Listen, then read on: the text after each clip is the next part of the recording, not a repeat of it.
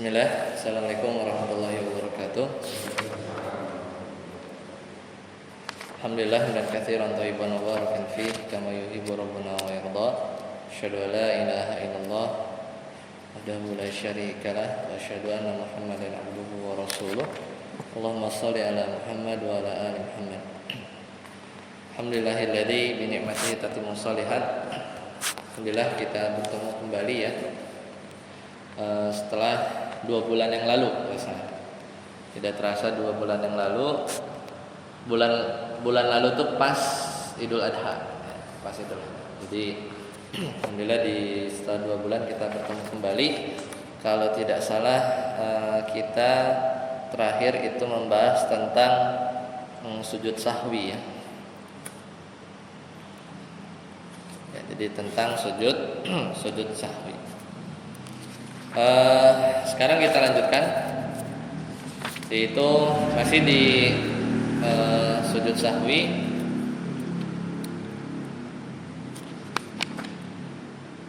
Kita mulai dari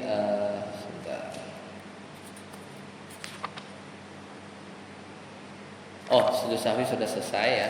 Sekarang masuk ke sujud tilawah. Baik. Jadi ada 3 sujud yang kita bahas, yang dibahas di pembahasan tentang fikih muyassar ini, yaitu sujud sahwi, sujud tilawah, dan sujud syukur. Sekarang kita masuk ke di sini kata para ulama dalam mengkompilasi fikih muyassar, kata mereka al-mas'alatul khamisah, yaitu permasalahan yang kelima, yaitu sujud tilawah. Nah, yang pertama masyru'iyatuhu wa hukmuhu. Ya, kenapa sujud tilawah ini disyariatkan dan bagaimana hukumnya? Kata mereka, wa huwa masyru'un inda tilawatil ayatil lati waradat fiha as-sajadat wa istima'iha. Jadi sujud tilawah itu masyru', disyariatkan ketika seorang itu membaca ayat yang ayat tersebut melewati ayat-ayat sajadah. Itu satu. Jadi dia baca. Kemudian yang kedua, wastima'ah, ya. Dan juga mendengar. Kalau dia dengar, ya, itu ayat ayat yang dibaca, yang dia dengar pas melewati ayat-ayat sajadah, maka dia juga disyariatkan untuk sujud tilawah. Biasanya makmum ya, yang kalau memang paham atau hafal bahwa yang dibaca itu sujud tilawah, dan memang imamnya juga sujud tilawah ya. Jadi kalau imamnya tidak ya tidak. Tapi kalau mungkin mendengar salah seorang membaca sedang tilawah, kemudian kita dengar di samping dia, mungkin kita lagi i'tikaf, itu ayat-ayat sajadah, maka disunahkan untuk sujud tilawah tersebut. Ya, dalilnya qala Ibnu Umar radhiyallahu anha, kana Nabi sallallahu alaihi wasallam yaqra'u alaina as-surata fiha as-sajdah fayasjudu wa nasjudu ma'ahu. Jadi Nabi ketika itu baca surat yang di dalamnya ada ayat sajadah. Jadi mana beliau sujud, wa nasjudu ma'ahu, dan kami pun ikut sujud bersama beliau. Hatta ma yajidu ahaduna maudi'an li jabahatihi, sampai salah seorang di antara kami tidak menemukan tempat untuk keningnya. Berarti intinya para sahabat itu semuanya pada sujud. Nah, hukumnya gimana? Hukumnya dalam fikih muyassar ini sunnah saja, tidak sampai wajib. Menurut yang dipegang ya dalam mazhab Hambali ya, berarti fikih muyassar ini hukumnya adalah sunnah ya, menurut pendapat yang sahih. Karena tidak sampai derajat wajib. Ya, itu dalil yang pertama diriwayatkan ya oleh Imam Bukhari dan Muslim. Kemudian dalil yang lain, faqad qara'a Zaid bin Tsabitin, bahwasanya Zaid bin Tsabit pernah membaca di hadapan Nabi wan najmi, surat An-Najm. Walam yasjud fiha. Tapi ya, jadi siapa namanya? Zaid bin Tsabit membaca An-Najm di depan Nabi, walam yasjud fiha. Namun beliau tidak sujud. Berarti ini syarat tidak wajib, karena kalau wajib maka Nabi pasti sujud tilawah. Ini menunjukkan bahwa ada kalanya Nabi sujud tilawah, ada kalanya tidak. Nah, biasanya ini kalau dalam pembahasan usul fikih salah satu indikasi tidak sampai derajat wajib ya. Tapi sebaiknya bisa kita lakukan ya. Nah, kemudian tadi juga di awal sudah disebutkan bahwasanya sujud ini baik yang membaca dan juga mendengar, baik membaca dan juga mendengar. Jadi kapan kita baca? Kalau di mushaf itu terlihat ada tanda kayak gambar ini ya. Ya beda-beda tiap mushaf, biasanya ada lambang sajadah. Ya di situ menunjukkan, dan biasanya ada di garis atas ya. Kadang garis itu di atas kadang ya. Yang biasanya ada lafaz sajadah dan turunannya, yasjudun misalnya.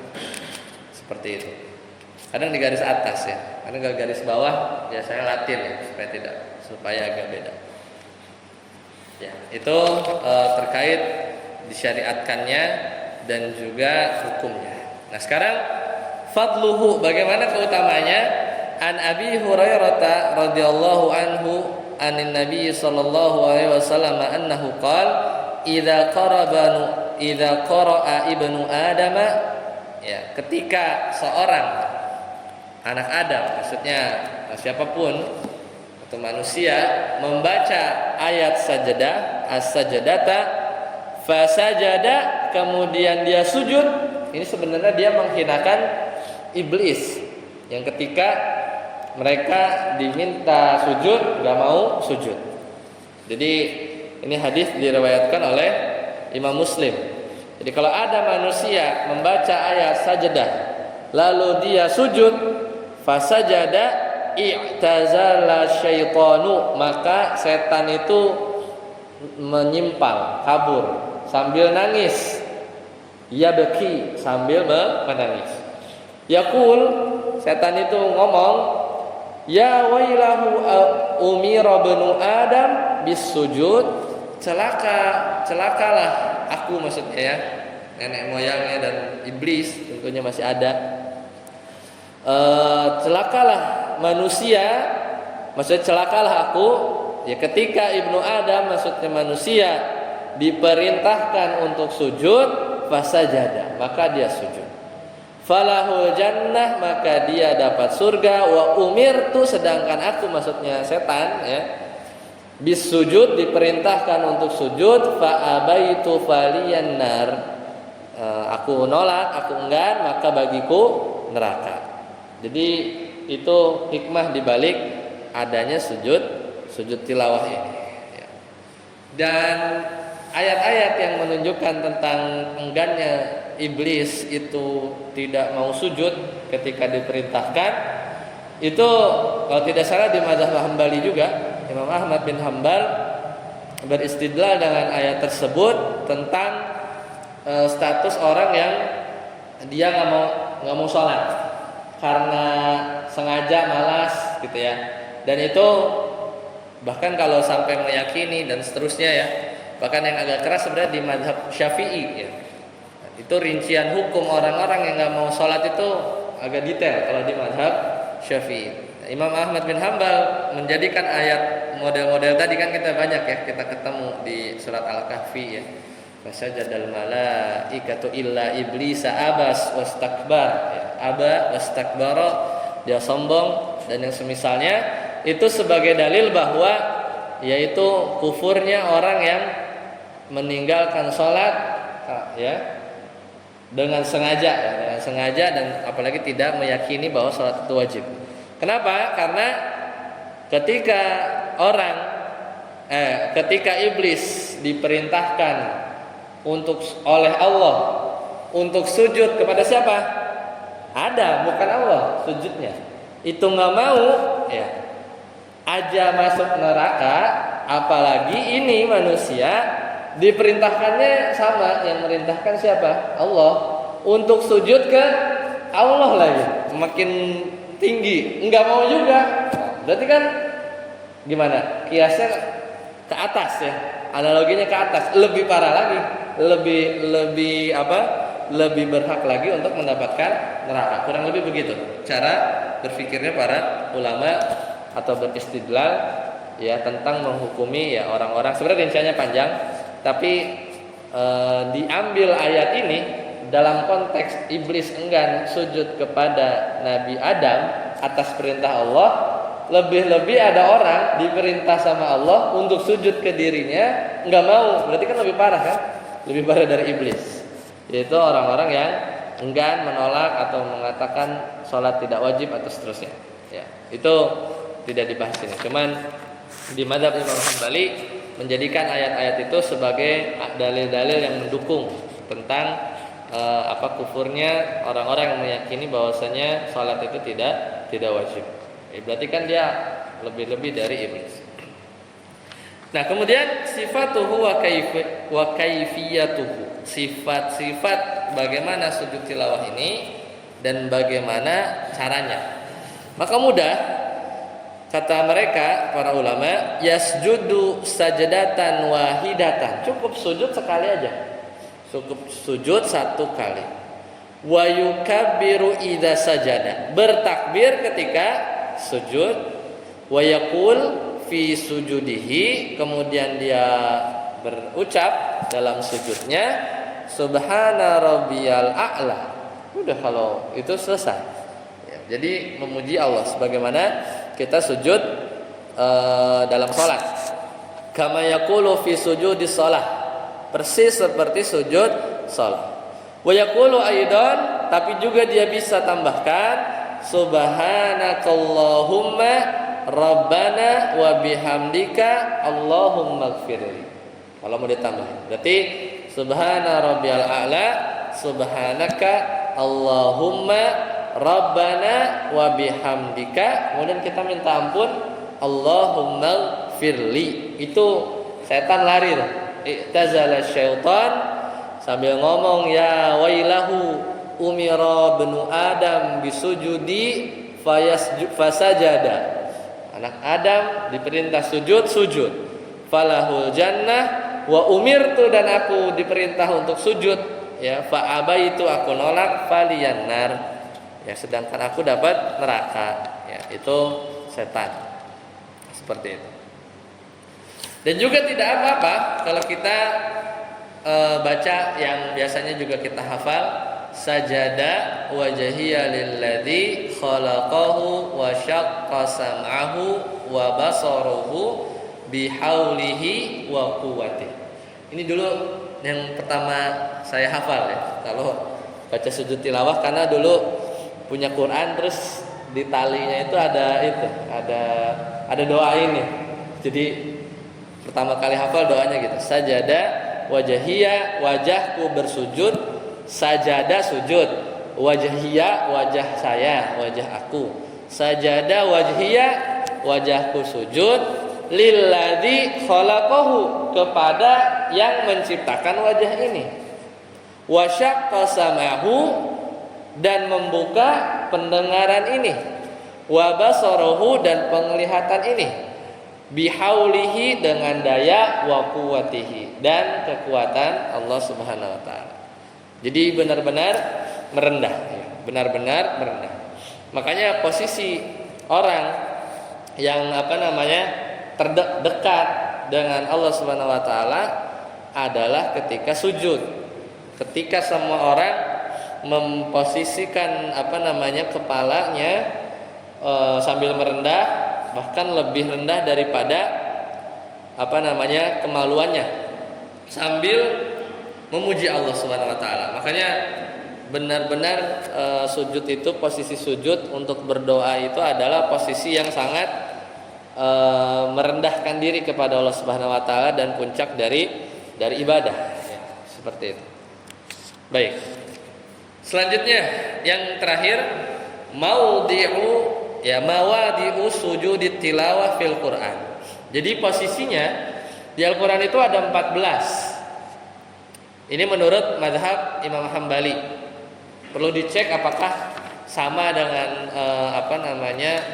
bacaan kita umumnya di orang Indonesia, yaitu di riwayat Hafs an Asim atau Al-Qur'an yang biasa kita baca. Karena biasanya berbeda juga ya, di beda riwayat mungkin lebih dari 14 atau 15. Ya, yang pertama di surat Al-A'raf ya, Allah taala berfirman, innal ladzina 'inda rabbika la yastakbiruna 'an ibadatihi wa yusabbihunahu wa lahu yasjudun. Jadi biasanya ada yasjudun. Ini surat Al-A'raf ayat 206. Nah, biasanya di garis atas. Anda pernah dengar ya, konon untuk tidak tasyabuh ya dengan ya tulisan Latin ya. Dimana kalau tulisan Latin kan garis bawah di bawah ya. Kalau bahasa Arab tuh garis atas ya. Garis atas. Tapi perlu dicek ya sejarahnya dari sisi penulisan seperti itu atau tidak. Kemudian surat Ar-Ra'd, walillahi yasjudu. Nah, ada kata-kata yasjud. Kemudian surat An-Nahl, walillahi yasjudu, sama. Kemudian surat Al-Isra, satu surat sebelum surat Al-Kahfi, ya Allah taala berfirman, idza yutla alaihim yakhruna lil azqani sujada. Kalau tadi surat Al-A'raf itu fi'il mudhari yasjudun, kemudian surat Ar-Ra'd itu yasjudu sama fi'il mudhari, fi'il yang masa lampau masa sekarang atau yang akan datang. Kemudian surat An-Nahl yasjudu juga fi'il mudhari. Surat Al-Isra ini masdar. Allah taala berfirman lil azqani sujada. Sujada itu masdar. Yaitu kata benda ya. Ya, kemudian surat Maryam juga sama. Ya, idza tutla alaihim ayatur rahmani kharru sujada. Intinya sajadah dan turunannya. Kemudian surat Al-Hajj, alam tara annallaha yasjudu, berarti fi'il amr, fi'il mudhari. Kemudian surat Al-Hajj ayat 77. Kalau ini fi'il amr, ya ayyuhalladzina amanu ruk'u wasjudu. Wahai orang-orang beriman, rukulah kalian, wasjudu dan sujudlah kalian, wa'budu rabbakum dan sembahlah Rabb kalian, waf'alul khaira la'allakum tuflihun, dan berbuatlah baik semoga kalian beruntung. Udah sujud gitu ya. Ya, jadi sujud tilawah. Kemudian surat Al-Furqan. Ya, surat Al-Furqan, ala yasjudu lillah. Surat Al-Furqan, kemudian surat An-Naml, ala yasjudu lillah, ini fi'il mudhari.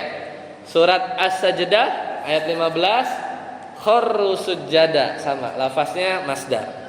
Surat Fussilat ya, wa min ayatihil lailu wan naharu wasyamsu wal qamar la tasjudu lisyamsi wala lil qamari wasjudu lillah, dan seterusnya. Biasanya ini muncul di khutbah-khutbah salat khusuf atau khusuf ya, salat gerhana.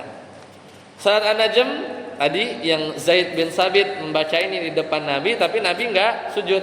Fasjudu lillahi wa'budu, fasjudu lillahi wa'budu.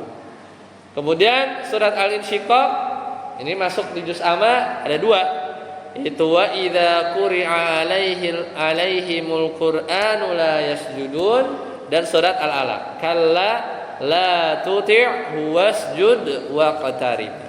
Jadi ada 14. Nah, ada 14, sebagian riwayat ada satu tambahan, yaitu ayat sajdah di surat Shad. Ya, tapi ini eh, tidak dikuatkan ya, tidak dikuatkan. Jadi yang ke-15 ada yang menambahkan yaitu di surat Shad, tapi ini lebih cocok adalah sujud syukur. Karena diriwayatkan dari Ibnu Abbas radhiyallahu anhuma bahwasanya beliau pernah berkata, "Laisat Shad, bukanlah surat Shad itu min azaimis sujud wa qad ra'aitun nabiyya sallallahu alaihi wasallam yasjudu fiha." Ya, bukan termasuk sujud yang ditekankan, sungguh aku telah melihat Nabi bersujud padanya. Tapi ini di sebagian riwayat disebutkan sujud syukurnya Nabi sallallahu alaihi wasallam. Ya. Jadi yang disampaikan di sini ada 14. Ya, selanjutnya terakhir al-mas'alatus sadisah sujudus syukri, yaitu adalah sujud syukur. Hukumnya sama. Kata beliau, kata mereka para ulama ya dari mazhab Imam Hambali di fikih Muyassar ini, yustahabbu liman waradat alaihi ni'mah. Jadi disunahkan, istihab, dianjurkan bagi orang yang mendapatkan nikmat. Satu, au dufi'at anhu nikmah. Jadi beda dikit. Kalau nikmat itu pakai ain, ni'mah. Tapi kalau musibah pakai qaf, niqmah, itu beda. Jadi kalau nikmat itu pakai ain, jadi nun, ain, mim, tak marbutah, ni'mah. Tapi kalau musibah itu sama, tapi pakainya qaf, nikmah. Dan juga disunahkan untuk sujud syukur adalah ketika seorang dufi'at anhu nikmah, dijauhkan dari musibah. Mungkin tiba-tiba dia terlambat naik pesawat sudah take off, ya, duit sudah angus ya, tinggalan pesawat, berapa jam kemudian diinformasikan bahwa pesawatnya jatuh. Nah, itu kan dijauhkan dari madarat. Maka sujud syukur. Seandainya dia naik pesawat itu mungkin dia sudah meninggal. Au busyira bima yasurruhu, atau mendapatkan kabar gembira dari apa-apa yang memudahkan urusan dia. Ini juga bisa. Karena bersyukur atas kemudahan perkara yang dia dapatkan. An yakhirra sajidan lillah, maka hendaklah dia sujud kepada Allah Subhanahu wa taala. Ngikutin siapa? Ngikutin Nabi sallallahu alaihi wasallam, iktidaan bin Nabi sallallahu alaihi wasallam. Wala yushtaratu fiha istiqbalul qiblah. Tidak syaratkan untuk menghadap kiblat. Jadi bisa langsung. Walakin akan tetapi in istaqbalha fahuwa afdal. Kalau bisa cari kiblat belah mana, bahkan cari tempatnya dulu yang mungkin memungkinkan. Kadang kalau kita lihat di sebagian konten itu yang udah nunggu haji 40 tahun ya, 50 tahun, udah tua-tua gitu, kemudian sampai bandara gitu ya. Di bandara itu juga dia sujud karena mungkin baru pertama kali gitu kan. Naik haji ya, atau yang semisalnya, atau pertama melihat bersyukur ya, melihat Ka'bah atau yang lain, ya selama tempatnya pas ya, kemudian aman, apalagi misalnya tahu kiblat sebelah mana, dalam bentuk bersyukur ya, mendapatkan nikmat tadi, atau dijauhkan dari musibah, atau mendapat kemudahan dari perkara yang mungkin dia saat ini sulit, maka disunahkan untuk bersyukur. Ini sujud syukur. Sebagaimana Nabi SAW melakukan sujud syukur dalam beberapa kondisi sesuai 3 keadaan tadi. Wa qad kana Rasulullah sallallahu alaihi wasallam yaf'aluhu. Beliau Nabi sallallahu alaihi wasallam pernah melakukan hal ini.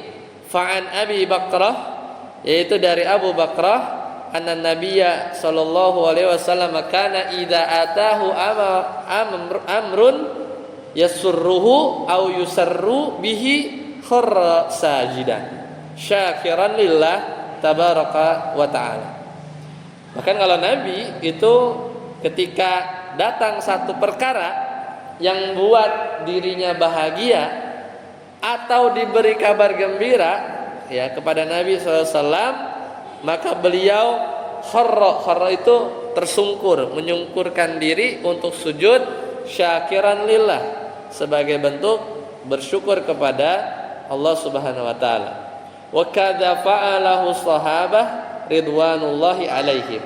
Dan juga begitu yang dilakukan oleh para sahabat, ya semoga Allah meridhoi mereka semua. Wa hukmu hadas sujudi hukmun sujudut tilawah. Dan hukum sujud syukur ini sama seperti hukum sujud tilawah. Wa kadza sifatuhu wa kaifiyatuhu. Apa yang dibaca? Subhana rabbiyal a'la atau tadi ya, bacaan yang sama seperti sujud tilawah. Intinya bersyukur. Baik, sampai sini dulu. Ada pertanyaan sebelum kita lanjut ke bab selanjutnya? Silakan. Ya. Kalau saya sholat itu mau pulang sujud sekali. Oh iya, kadang ditemui ya. Ya kadang kita nggak tahu ya dia dalam rangka sujud apa gitu ya. Tapi kalau misalnya dijadikan satu kebiasaan, yang ini yang perlu membutuhkan dalil. Ya, dulu waktu mungkin pas SMP gitu ya, Pak. Anda pernah melakukan model begitu ya? Karena dulu masih belajar gitu ya. Kemudian niatnya itu apa ya dulu tuh ya? Ya bersyukur gitu, cuman jadi terus-terusan habis setiap sholat gitu ya, habis setiap doa dan semisalnya gitu. Kemudian tahu ya intinya dikhawatirkan masuk kepada sesuatu yang baru ya. Kalau dirangkai dengan sholat, zikir, doa, sujud gitu ya. Terus itu dilakukan. Tapi ya kalau dalam beberapa kondisi gitu ya, bisa jadi orang dia mensyukuri sesuatu, kemudian dia mungkin sholat duha atau sholat mutlak yang lain, kemudian dia bersujud, sujud dalam rangka bersyukur ya, itu tidak masalah. Cuman kalau orang tersebut dengan sengaja atau bahkan merangkai dan sesuatu, kalau tidak melakukan merasa tidak afdol, maka mesti dia melakukan dengan niat ibadah ya, maka perlu dalil. Wallahu a'lam bishawab. Jadi sebaiknya tidak ya. Tapi kalau sujud syukur ya tidak apa-apa ya. Kalau memang di satu kesempatan yang sama dia memang mau melakukan atau baru teringat ketika sholat atau yang lain. Wallahu a'lam bishawab. Seperti itu. Ada lagi? Silakan. Baik, kalau tidak ya. Itu konteksnya bisa jadi iya. Cuman main bolanya atau mungkin posisinya dia atau tidak menutup aurat itu sesuatu yang lain, Tapi bahkan nggak tahu ya, kadang dia agamanya nggak Islam pun sujud juga, nggak tahu ya kalau kita ya kadang konten juga ya, yang ngejar konten atau yang lain ya. Ya apapun itu ya hukumnya sunnah gitu ya. Ya kita nggak tahu ya apa yang dia baca atau dalam rangka apa, atau semata-mata bersyukur, yaitu sebenarnya orang awam atau bahkan orang non-Islam sedikit pun fitrahnya begitu kan. Mungkin secara fitrahnya itu ada kabar bahagia, dia cetakul atau apa, dia sebenarnya merendahkan diri gitu ya, sebenarnya secara fitrah manusia secara umum. Cuman kalau dia tidak niatkan sujud syukur nggak dapat pahala. Ya kalau sujud semata-mata sujud selebrasi ya, tidak ada niat, ini butuh niat, ini kan ibadah sebenarnya. Atau dia hanya ikut-ikutan ya karena yang ngegolin siapa, yang ngumpan sujud juga gitu, tapi ngikut bukan buat sujud syukur, ya itu sesuatu yang membedakan antara ibadah atau ya cuman gerakan semata gitu ya, tanpa bernilai ibadah. Karena ini perlu niat tentunya ya, dan ada zikir di dalamnya. Wallahu a'lam bishawab. Baik, kita lanjutkan. Kita masuk ke bab ke-7 sekarang, yaitu tentang sholat jamaah. Jadi ini masih ada di bab kitab kedua, yaitu tentang sholat. Tapi kita masuk sholat ketujuh, yaitu tentang sholat jamaah. Nanti masih ada beberapa bab sebelum kita masuk ke kitab zakat. Nanti masuk ke kitab puasa, kita masuk ke kitab haji, kitab jihad, kitab muamalat, kemudian warisan. Ini yang seru nih ya, warisan, wasiat, nikah dan talak, ini juga seru ya. Kemudian kitab jinayat ya, ini tindakan kriminal, dan kitab hukum, sumpah, makanan dan qada. Nah, makin ke belakang itu makin biasanya jarang denger. Karena banyak kita ngaji fikih kadang nggak sampai ujung. Ya, besok balik lagi toharoh gitu, balik lagi sholat, tapi nggak apa-apa. Tapi mudah-mudahan kita bisa sampai ke sana. Baik, kita lanjut ke sholat jamaah. Ini insya Allah semua udah pada tahu.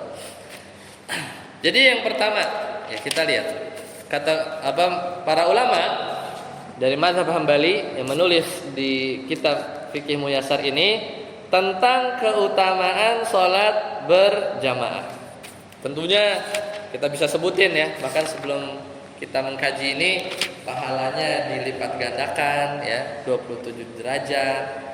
Bahkan ini termasuk syiar dari syiar-syiar agama Allah Subhanahu wa taala. Kata Nabi sallallahu alaihi wasallam, "Salatul jamaati afdalu min salatil fardhi ya'nil farda bisab'in wa isrina darajah." Ini yang biasa kita hafal dari dulu. Yaitu ini hadis diriwayatkan oleh Imam Muslim dan Imam Bukhari bahwasanya salat berjamaah itu kali 27. Dan satu salat itu kali 50. Karena salatnya kita umat Nabi Muhammad SAW itu bernilai 50. Karena dulu diturunkan Isra Mi'raj itu awal kita dapat perintah salat itu 50 waktu.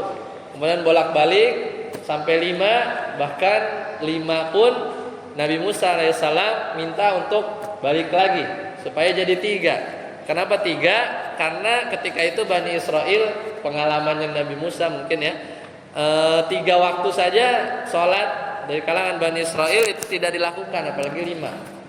Nah, kemudian awal jumlah rakaat ya, awal-awal itu subuh 2, zuhur 2, ya, asar 2, maghrib 3, isyanya 2. Kemudian hijrah ke Madinah, ya, hijrah ke Madinah sudah aman, sudah bikin negara, maka zuhur, asar, isyanya 4. Ya. Karena sudah luang. Dan muncul balik lagi ke hukum asal, seolah-olah balik lagi ke hukum asal, yaitu ketika kita safar, maka ada syariat qashar. Jadi qashar itu sebenarnya kayak balik lagi. Zuhur 2, asar 2, dan isya 2. Yaitu kalau kita sedang bersafar dan mengambil rukhsah, gitu ya. Jadi aslinya tuh 2 sebenarnya. Cuman ya setelah di Madinah udah 4. Ya tidak 2. 2 itu kalau rukhsah ya. Nah, maka 50 kalau di berjamaah dikali 27 derajat. Nah, itu keutamanya, di antara keutamaan yang banyak. Nah, hukumnya gimana? Nah, kita lihat, ya silakan. Saya mau nanya, itu sholat wajib itu disyariatkan tahun berapa? Yang mana? Sholat wajib disyariatkan tahun berapa? Istilah para ulama pasnya itu di Isra Mi'raj. Cuman Isra Mi'raj itu ada 3 pendapat. Isra dan Mi'raj itu terjadi sholat wajib 5 waktu ya. Cuman kalau sholat yang pertama diwajibkan itu qiyamul lail, yaitu dengan firman Allah Ta'ala, ya ayyuhal muddatsir qum fa'anzir. Jadi di fase Mekah itu dulu sholat wajibnya sholat malam di 1/3, setengah gitu ya. Itu sampai, dan baca apapun yang dimudahkan oleh kalian sampai Isra Mi'raj. Nah, Isra Mi'raj ini waktunya kapan? Pendapat yang paling dekat itu 1 tahun sebelum hijrah ke Madinah. Ada yang bilang 2 tahun, ada yang bilang 3 tahun. Kurang lebih 1 sampai 3 tahun sebelum Nabi hijrah ke Madinah. Ya, tinggal itu. Cuman Anda perlu cek lagi mana yang rojih di antara ahli sejarah ya, kapan Isra Mi'raj itu terjadi. Karena nggak lama Isra Mi'raj dan perintah salat datang, nggak lama hijrah ke Madinah. Makanya pas dapat Isra Mi'raj kan masih di Mekah tuh sholat susah gitu kan, masih dikejar-kejar sama orang kafir, pindah, nah, itu udah mulai aman. Ya itu tadi rakaatnya udah yang Isya, Asar, Zuhur itu 4. Tapi ketika Nabi perang keluar Madinah, perjalanan safar ngambil rukhsah, itu balik seolah-olah 2 karena asalnya 2. Seperti itu. Wallahu a'lam bishawab. Itu perlu dicek terkait kapan Isra Mi'rajnya itu peristiwanya. Sebenarnya ada, kalau nggak, tapi perlu dicek, tak keliru. Cuman Anda ingat ada 3 pendapat itu. 1, 2, 3 tahun sebelum hijrah ke Madinah. Berarti entah itu tahun 12, tahun 11 atau tahun 10 kenabian. Karena kan Nabi 23 tahun kenabian ya, 13 tahun 10 di Madinah. Nah, sekarang hukumnya. Mana hukum? Ini. Hukmuha. Apa hukumnya? Versi Madhab Imam Hambali di kitab Fikih Muyassar dikompilasi oleh para ulama. Salatul jama'ati wajibatun fi salatil khamsi. Jadi salat berjamaah wajib untuk salat 5 waktu. Ini memang pendapat yang masyhur ya di Madhab Imam Hambali. Kalau di Madhab Imam Syafi'i nggak nyampe wajib. Dia sunnah muakkad. Ya. Sunnah tapi ditekankan banget. Ya. Dia punya pendalilan beberapa ya. Tapi kita lihat pendalilan dari sisi yang kita pelajari, yaitu di Mazhab Hambali wajib ya untuk salat 5 waktu. Dalilnya adalah Allah Ta'ala berfirman, wa idza kunta fihim fa aqamta lahumus salata faltakum ta'ifatum minhum ma'ak. Jadi apabila engkau, yaitu Nabi Muhammad SAW, berada di tengah-tengah mereka, yaitu para sahabat, lalu engkau hendak melaksanakan salat bersama mereka, faltakum ta'ifatum minhum ma'ak, maka hendaklah sekelompok dari mereka berdiri salat bersama engkau. Jadi berjamaah. Ini ngomongin berjamaah ya. Berjamaah wajib untuk salat 5 waktu. Jadi di sini ayat ini menggunakan fi'il amr. Ya, ada perintah dan hukum asal perintah ini menunjukkan mana wajib. Karena bila jamaah diperintahkan dalam keadaan takut, maka ini ayat lagi ini ya, lagi perang. Lagi perang aja diperintahkan untuk berjamaah. Berarti enggak di masjid nih, ya kan? Ini pembahasannya sholat berjamaahnya dulu ya, bersolat berjamaahnya dulu. Berjamaahnya di masjidnya bab yang lain. Ini kita lagi ngomong berjamaah. Jadi di Mazhab Hambali ya menggunakan pendalilan bahwasanya ayat ini turun untuk diperintahkan sholat berjamaah ketika ada Nabi, ada para sahabat nih dalam kondisi takut, lagi dalam kondisi khauf. Maka dalam keadaan aman ya lebih pantas lagi untuk berjamaah. Itu satu. Kemudian dari sunnah, itu dalil hadis. Ini riwayat yang panjang, yaitu tentang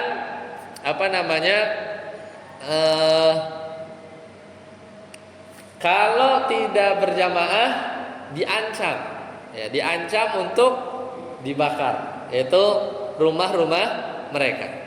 Jadi tapi baru niat, Nabi baru niat. Makanya di sini hadis ini ditafsirkan 2 model sebenarnya. Kalau kita bahas di pembahasan fikih-fikih di Syafi'i, memahami hadis ini syarahnya dengan pemahaman yang lain. Kemudian kalau di sini menjadikan dalil ini summa antaliqa ma'i rijalin ma'hum huzamun min hatabin ila qaumin la yashhaduna shalah fa uharriqu alaihim buyutahum binnar. Jadi ada ancaman bagi orang yang dia enggan untuk menghadiri salat jamaah. Kalau ini di masjid, Tapi masih pembahasannya adalah jamaahnya, yaitu diancam dengan membakar rumah-rumah mereka. Nah, maka hadis ini menunjukkan wajibnya sholat berjamaah. Wajibnya sholat berjamaah. Kenapa? Pertama, Nabi mensifati orang-orang yang berpaling dari jamaah dengan sifat munafik. Karena kata Nabi di awal hadis, asqalus sholatin alal munafiqin sholatul isya'i wa sholatul fajri. Jadi sholat yang paling berat buat orang munafik adalah sholat isya dan sholat fajar, sholat subuh. Itu satu. Sedangkan orang yang menyelisihi yang sunnah, ya tidak dihitung munafik. Ini berarti mereka berpaling dari satu yang wajib. Paham nggak maksudnya? Jadi kan kata Nabi, orang yang paling berat bagi orang yang paling berat, sholat yang paling berat bagi orang munafik adalah sholat isya dan subuh. Jadi disifati orang yang berat banget nih sholat isya dan subuh itu seperti orang munafik.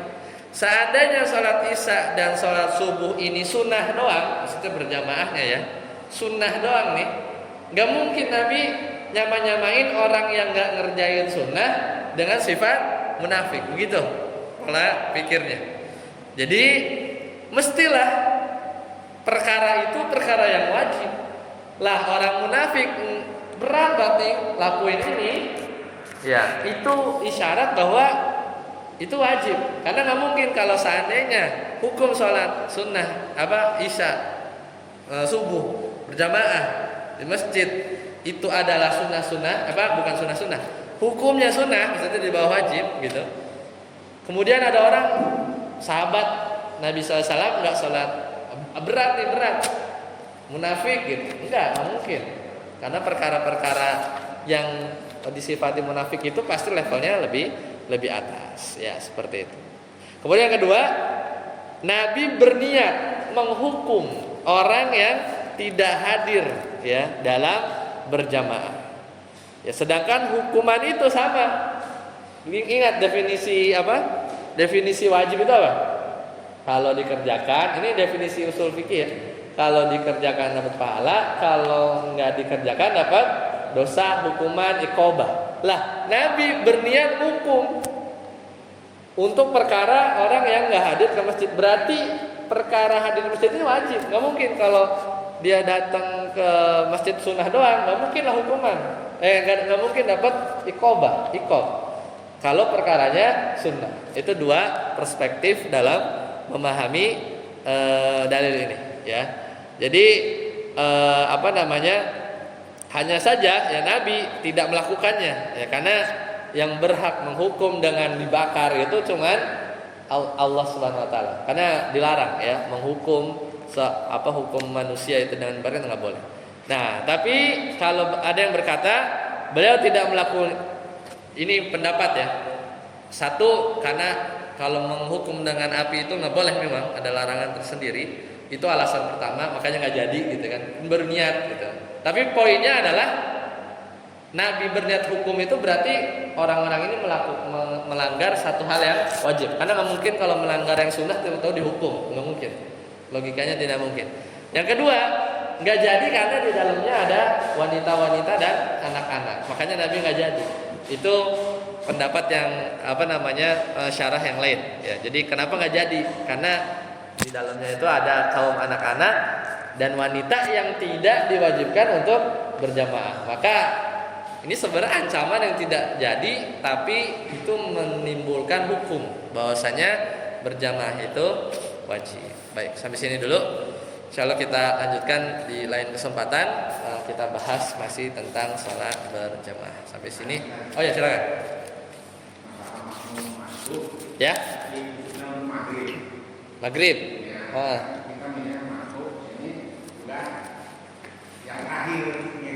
Terakhirnya posisinya apa? Oh ya, tahiyat. Kalau tahiyat, datang tahiyat berarti dia belum dapat rakaat, berarti dia bangun baru satu. Ya, udah tahiyat. Terakhir kan? tahid dulu kan. Nah. Nah, yang keduanya kita tahid lagi, terus ketiganya tahid lagi atau bagaimana? Ya betul. Jadi pas dapat tahiyat itu pas tahiyat ngikut imam di situ dapat pahala berjamaahnya, tapi tidak dapat 1 rakaat karena minimal batas itu di ruku. Kalau masih dapat ya kalau dapat ruku imam belum sami Allah masih dapat 1 rakaat. Tapi kalau datangnya pas tahiyat akhir dapat jamaahnya dapat ya dengan pahala tentu tidak sama dengan yang dari awal. Kemudian pas dia bangun dia baru hitungan 1 untuk rakaat sholat maghribnya. Kemudian rakaat 2 itu hitungan 2 untuk sholat maghribnya dan tahiyat awal. Kemudian rakaat 3 untuk rakaat 3 sholat maghribnya dan tahiyat akhir. Jadi secara fisik dia seolah-olah 3 kali tahiyatnya. Ya. Seperti itu. Walhamdulillah. Baik, sampai di sini dulu. Subhanakallahumma bihamdika asyhadu an la ilaha illa anta astaghfiruka wa atubu ilaik. Assalamualaikum warahmatullahi wabarakatuh.